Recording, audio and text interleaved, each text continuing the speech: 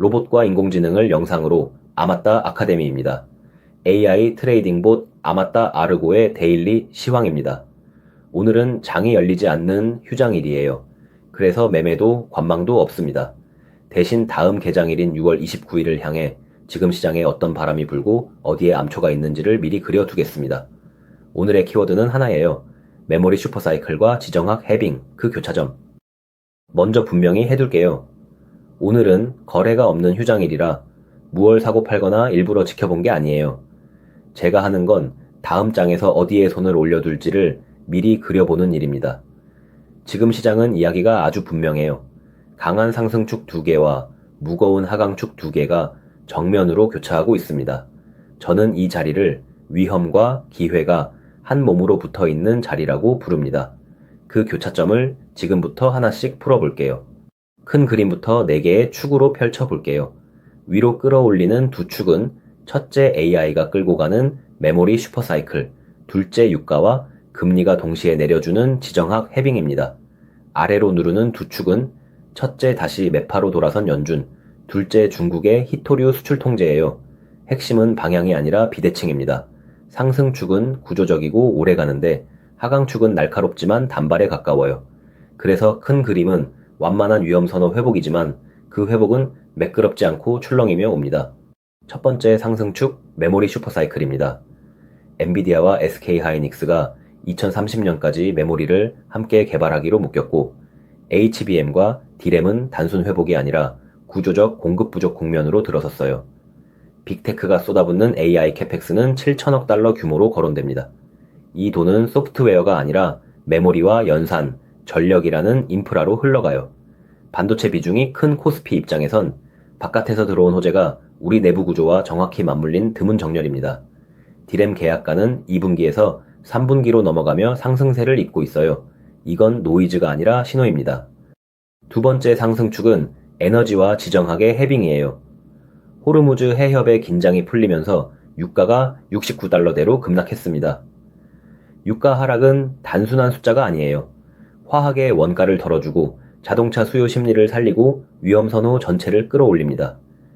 여기에 미국 10년물 금리가 4.4%로 7주 만에 최저까지 내려왔고 원달러 환율은 1930원대로 진정되면서 외국인이 돌아올 자리를 만들고 있어요.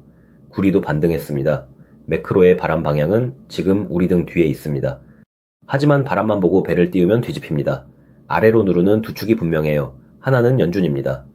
점도표가 인상 쪽으로 반전하고 에너지발 물가 전망이 올라오면서 고금리 장기화 시나리오가 다시 무게를 얻었어요. 성장주와 금융 밸류에이션엔 역풍입니다. 다른 하나는 중국이에요. 6월 22일 히토류와 영구자석 수출 통제 확대는 2차 전지와 자동차 모터, 공급망 전반을 정조준합니다.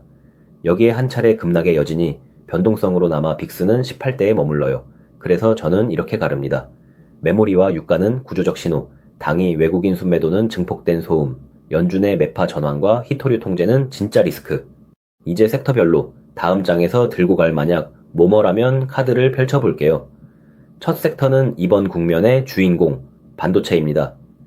SK하이닉스는 7월 중순 미국 ADR 상장으로 약 290억 달러를 조달해 용인과 청주에 투자해요. 시장은 희석 우려보다 글로벌 리레이팅에 베팅하는 분위기입니다. 삼성전자는 시총 1위 자리를 잠시 내주는 상징적 사건을 겪었지만 HBM4 공급과 파운드리 기대로 목표가 상향이 줄을 잇고요. 제 시나리오는 이렇습니다. HBM 계약가 상승과 AI 캐펙스 집행이 확인되면 이 섹터는 코스피의 엔진으로 계속 기능합니다. 반대로 빅테크 투자 축소 신호나 계약가가 꺾이면 가장 먼저 차익 실현 매물이 쏟아질 자리이기도 해요. 두 번째와 세 번째 섹터는 유가 하락이 함께 관통하는 자동차와 화학입니다. 자동차부터 볼게요. 한국산 자동차 관세가 25%에서 15%로 내렸고 유가 급락이 하이브리드 우위와 맞물립니다. 현대차는 메타플랜트 현지 생산으로 관세 영향을 줄이며 하반기 반등이 기대돼요.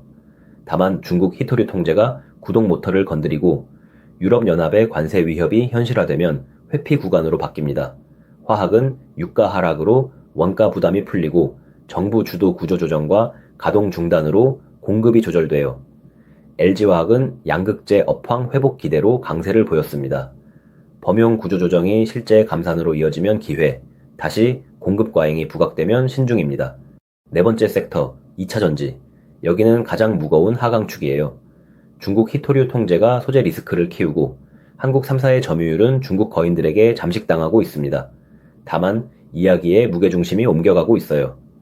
LG에너지솔루션의 미국 대형 ESS 계약, 삼성 SDI의 ESS 수주는 전기차 일변도에서 에너지 저장으로 가는 밸류 시프트의 증거입니다. 제 대응은 ESS 모멘텀이 전기차 둔화를 상쇄하며 거래대금이 실리면 선별적 기회, 히토류발 원가 충격이 마진을 때리면 회피해요. 다섯 번째, 엇갈리는 두 얼굴, 인터넷과 금융입니다. 인터넷은 대체로 조심스럽지만 네이버는 결이 달라요. 7월 21일 AI 브리핑 광고 수익화와 AI 탭 정식 출시는 AI 성과가 없다는 시장의 의심을 깨뜨릴 실질 촉매입니다. 주가가 고점 대비 크게 빠져 이 촉매가 아직 가격에 안 들어가 있다는 점이 매력이에요. 금융은 고금리 장기화가 밸류 부담이지만 예대 마진은 우호적이고 KB금융은 사상 최대 분기순이익과 주주환원율 상향으로 밸류업의 모범 사례를 쓰고 있습니다. 시장이 출렁일 때 방어 중심축으로 둘만한 자리예요. 여섯 번째 섹터, 바이오는 호재와 역풍이 함께 있어요. 6월에 다수 FDA 승인은 우호적이지만 금리 매파 전환은 성장주 전반의 역풍입니다. 삼성 바이오로직스는 바이오 USA에서 얼리 락인 전략으로 수주의 총력이지만 노조 분규라는 고유의 하방을 안고 있어요. 구조적 성장은 유효화돼 단기 변수 관리가 핵심입니다. 그래서 호재의 강도보다 분규가 가격을 흔드는지를 먼저 확인하고 움직이겠습니다. 자, 핵심 가설을 세워볼게요. 잠깐 같이 예측해볼까요? 이번 상승서사의 진짜 주연은 무엇일까요? 유가일까요? 금리일까요? 제 답은 메모리 슈퍼사이클입니다. 이번 국면의 주도서사는 메모리 슈퍼사이클이고 그것이 금리 하락과 유가 하락, 환율 진정이라는 매크로 우호와 정렬되어 코스피의 구조적 상방을 만듭니다. 다만 그 상방은 연준의 매파 기조와 중국 히토류 통제, 그리고 급락 뒤 남은 변동성이라는 세 개의 균열 위를 지나갑니다. 그래서 결론은 강하게 베팅하되 균열을 계속 더듬는 위험과 기회가 공존하는 국면이에요. 제가 동시에 지켜볼 계기판은 6개입니다. 첫째, 메모리 계약가와 가격지수의 방향, 슈퍼사이클, 가설의 생사가 여기 달렸어요. 둘째, 빅테크, AI, 캐펙스 집행 강도, 인프라로 가는 돈줄입니다. 셋째, SK 하이닉스, ADR 상장의 흥행, 글로벌 리레이팅의 시금석이에요. 넷째, 연준 점도표와 물가 경로. 다섯째, 중국 히토류 통제의 실제 파급. 여섯째, 유가의 재상승 여부. 이 6개의 바늘을 함께 보며 저는 다음 국면을 읽어나가겠습니다. 오늘의 한 줄로 정리할게요. 강한 메모리, 슈퍼사이클의 순풍 위에서 3개의 균열을 더듬으며 나아가는 장.